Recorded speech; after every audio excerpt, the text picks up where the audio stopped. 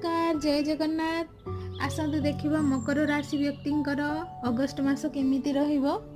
किछि खराब सिचुएशन आसी पारे, आपणकर को भी रिलेशनशिप रे कई थर्ड पर्सन आसी डिस्प्यूट क्रिएट करि पारंती, सत लुचि जाई पारे, फाइनेंशियली स्टेबिलिटी आसी पारे, नुआ घर किनि पारंती, मटेरियलिस्टिक लाइफ को बेसी इंपोर्टेंस दे पारंती, सोशल लाइफ टू बहुत दूर रे रहिबे, बहुत ग्रो करिवे लाइफ रे, निज दम रे जहाँ भी करिवे निज दम रे करिवे, हॉलिडे रे जाई पारंती, फॉर्चुनेट फील करि पारंती, स्टेबिलिटी आसीबो, ओवरऑल बहुत बर्डन फील करि पारंती, हेल्पलेस फील करि पारंती या सपोर्ट खोजिबे।